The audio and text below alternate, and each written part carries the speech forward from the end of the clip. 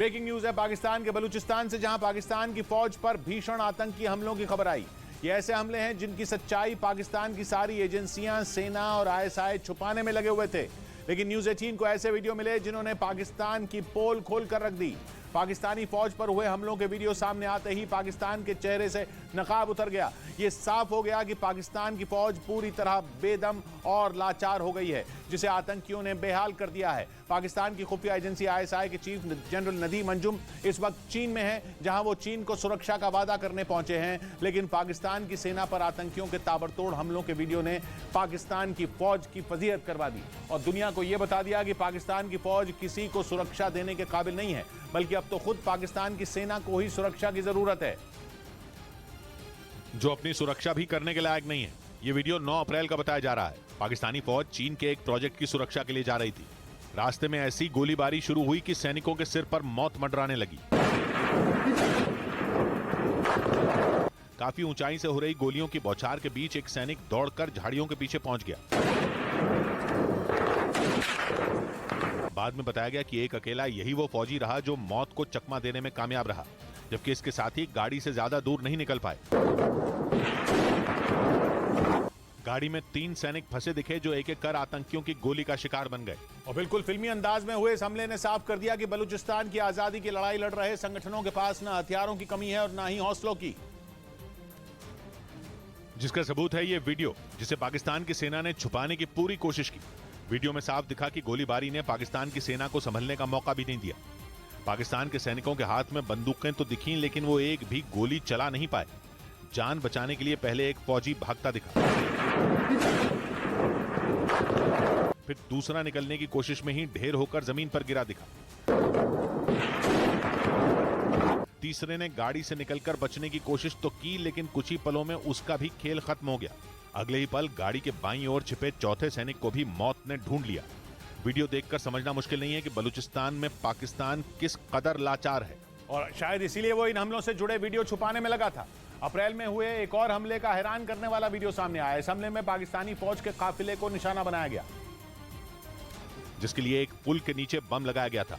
पाकिस्तानी सेना की एक गाड़ी तो पुल से निकल गई, लेकिन दूसरी नहीं निकल पाई। इतना जोरदार धमाका हुआ कि कुछ देर के लिए सब कुछ गायब हो गया। केवल काले धुएं का गुबार दिखने लगा। ऐसा धमाका कि गाड़ी तो क्या, पुल भी मलबे में बदल गया। धमाका ऐसा था कि गाड़ी में बैठे लोगों को संभलने का मौका तक नहीं मिला। खबर है कि इस धमाके की खबर को भी पाकिस्तान ने जानबूझकर छुपा दिया। वीडियो देखकर यह समझना मुश्किल नहीं है कि गाड़ी में बैठे किसी भी शख्स की जान इस हमले में नहीं बची, लेकिन पाकिस्तान ने इस हमले की खबर को ही छुपा लिया। जिसकी सबसे बड़ी वजह यह है कि पाकिस्तानी खुफिया एजेंसी आईएसआई के मुखिया जनरल नदीम अंजुम इस वक्त चीन में है। खबर है कि चीन की सरकार अपनी परियोजनाओं की सुरक्षा का भरोसा चाहती है, इसलिए पाकिस्तान के बड़े अधिकारियों को चीन बुलाया गया था। और जब पाकिस्तान की सेना और आईएसआई के कई बड़े अफसर चीन में हैं, उसी वक्त ये वीडियो सामने आ गए। मतलब यह कि जनरल नदीम अंजुम जिस वक्त चीन को सुरक्षा का भरोसा देने पहुंचे, ठीक उसी वक्त पता चल गया कि पाकिस्तानी फौज को तो खुद सहारे की जरूरत है। पाकिस्तान की सरकार शायद इसीलिए इन हमलों की हकीकत छुपाने में लगी थी, ताकि आईएसआई और सेना की फजीहत ना हो, लेकिन हुआ इसका बिल्कुल उल्टा। ऊपर से बलूचिस्तान लिबरेशन आर्मी ने एक लेटर भी जारी कर दिया। इस लेटर में बलूचिस्तान लिबरेशन आर्मी ने इन हमलों की जिम्मेदारी ली, साथ में एक दिन पहले क्वेटा में हुए हमले की भी जिम्मेदारी ली, और यह साफ कर दिया कि वो बलूचिस्तान को आजाद करवाने के लिए किसी भी हद तक जाएंगे। मतलब यह कि पाकिस्तान का सबसे बड़ा प्रांत बलूचिस्तान अब पाकिस्तान के हाथ से फिसलना लगभग तय है, क्योंकि पाकिस्तान में सिर्फ बलूचिस्तान लिबरेशन आर्मी ही पाकिस्तानी फौज का सिरदर्द नहीं है, बल्कि पाकिस्तान में मौजूद तालिबान का संगठन टीटीपी भी बलूचिस्तान में ही सबसे ज्यादा सक्रिय है। पिछले 1 महीने में बलूचिस्तान में टीटीपी ने भी 6 बड़े हमले किए। पाकिस्तान के 4 प्रांतों में बलूचिस्तान सबसे बड़ा प्रांत है, जो लगभग 3.5 लाख वर्ग किलोमीटर में फैला है। यह पाकिस्तान का तकरीबन 45% हिस्सा है, मतलब जमीन के आकार के मामले में लगभग आधा पाकिस्तान। ऊपर से रणनीतिक तौर पर अहमियत ऐसी कि अगर ये कट गया तो ईरान से लगने वाला बॉर्डर खत्म, अरब सागर से लगने वाली सीमा काफी कम हो जाएगी और अफगानिस्तान का आधा बॉर्डर भी खत्म। सबसे बड़ा नुकसान यह कि ग्वादर पाकिस्तान से छिटक जाएगा, और ग्वादर तक सीपीईसी को पहुंचाना चीन का सबसे बड़ा सपना है। यानी अगर पाकिस्तान बलूचिस्तान को नहीं बचा पाया तो वो चीन के किसी काम का नहीं बचेगा। उधर रूस ने नेटो से लड़ने के लिए तैयारी शुरू कर दी और उसकी वायुसेना ने अभ्यास तेज कर दिया। यह जानकारी रूस की वायुसेना के एक बड़े अधिकारी ने दी और एक इंटरव्यू में बताया कि रूस अपनी सीमाओं को सुरक्षित करने में जुट चुका है, जिसकी वजह रूस का पड़ोसी देश फिनलैंड है, जो अब नेटो का 31वां सदस्य और रूस का कट्टर दुश्मन है। और इसीलिए रूस की वायुसेना ने जमीन आसमान एक कर दिया। रूस और फिनलैंड के बॉर्डर पर तगड़ा युद्ध अभ्यास हुआ। ये जानकारी रूस की वायुसेना के एक बड़े अधिकारी ने दी और बताया कि रूस की उत्तरी और पश्चिमी सीमा पर खतरा है, क्योंकि रूस से 1300 किलोमीटर लंबी सीमा साझा करने वाला फिनलैंड अब नेटो में है और नेटो की सेना कभी भी रूस के पड़ोस में पहुंच सकती है। और इसी बात ने पुतिन और उनके अधिकारियों की नींद उड़ा रखी है, क्योंकि पुतिन जानते हैं कि अकेले फिनलैंड से तो वो जीत सकते हैं, लेकिन अगर नेटो की सेना फिनलैंड पहुंच गई तो जंग भयंकर हो जाएगी, जिससे यूक्रेन युद्ध से बदतर हालात हो सकते हैं, क्योंकि रूस की सेना अकेली 31 देशों की सेना से लड़ेगी। मुमकिन है कि परमाणु युद्ध हो जाए, क्योंकि नेटो के पास खतरनाक परमाणु हथियार हैं। पुतिन ने इसी वजह से रूस और फिनलैंड की सीमा पर ध्यान देना शुरू कर दिया और वहां युद्ध अभ्यास करके अपने हथियारों और विमानों की धार चेक की। इधर कर्नाटक में बीजेपी के बड़े नेता के.एस. ईश्वरप्पा ने चुनाव लड़ने से इनकार कर दिया। के.एस. ईश्वरप्पा फिलहाल कर्नाटक के शिवमोगा से बीजेपी विधायक हैं, लेकिन उन्होंने अगले महीने होने वाले विधानसभा चुनावों में लड़ने से इनकार कर दिया।